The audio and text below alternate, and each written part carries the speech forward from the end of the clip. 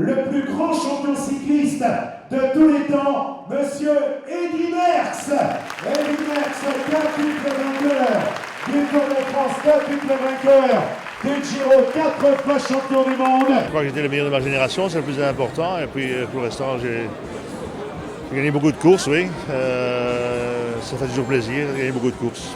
Son record de l'heure, 49 km et 431 mètres, le 25 octobre 1972 à Mexico City. Le don ne suffit pas, je crois qu'il faut beaucoup travailler, se mettre en question chaque année. Et voilà, ça c'est le principal. Quant à ses succès, compliqué. Sur piste 98, sur route 525 au total, dont 445 chez les professionnels. Pour moi, c'est le plus grand parce que, au-delà de ses qualités de champion, il dégageait un charisme absolument exceptionnel.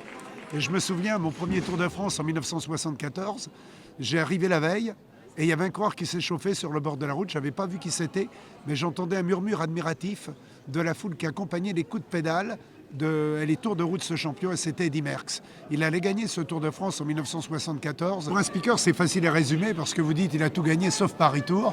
Effectivement, c'est cela. Il a gagné 7 Milan-San Remo, 5 Liège-Bastogne-Liège, 5 Tours de France, 5 Tours d'Italie, recordman du monde de l'heure, 4 titres de champion du monde, 3 chez les pros, 1 chez les amateurs. Rien que le nom, c'était maintenant, on galvaude le terme star. Facilement, on dit c'est une star. Lui, c'est une vraie star. L'incorruptible, que rien ni personne ne pouvait détourner de son Graal. Gagner. C'est la nostalgie du passé, il nous a fait tous rêver, on voulait devenir comme lui. C'est un champion exceptionnel, ça restera pour moi le plus grand pendant encore des années et des années. Monsieur Bernard Thévenet, du Tour. Le Tour 75, oui, c'est ce qui a plus marqué les gens parce que c'était la fin de l'hégémonie d'Eddy Merckx. Oui. Il a été sacré champion du siècle, hein, donc c'était le plus grand cycliste du XXe siècle.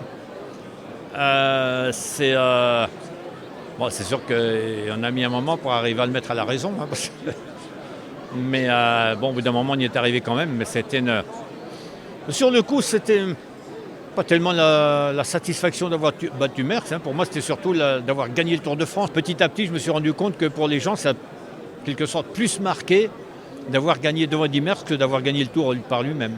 À Mourax, le jour où il cite son échappée fantastique, 140 km seul en tête. Le champion Norvégien Jens Utenelv. J'avais deux grands coureurs qui étaient d'abord Eddy à partir de 70 et après à partir de 78 c'est Bernard Hinault qui est venu. Ces deux coureurs, c'est le même talent. Quand on entend le palmarès d'Eddy, 7 Milan-San Remo, 5 Tours, 5 Giro, c'est quand même exceptionnel. Il a tout gagné. Vainqueur du Tour d'Italie, Tour de France. Parce qu'on me cite, quand je vais dans les manifestations, le seul coureur avec Eddy Merckx de gagner le Giro, le Tour, les championnats du monde la même année, c'est vrai que je prends un mètre de plus de hauteur. Mais le comparatif ne reste que là, parce que quand on cite le palmarès d'Eddy, c'est vrai que c'est extraordinaire, c'est un homme incroyable. Et puis, mais bon, c'est bien d'être dans le même club élite qu'Eddy. 4 vainqueurs du Tour. Allez, ça, appareil photo crépite.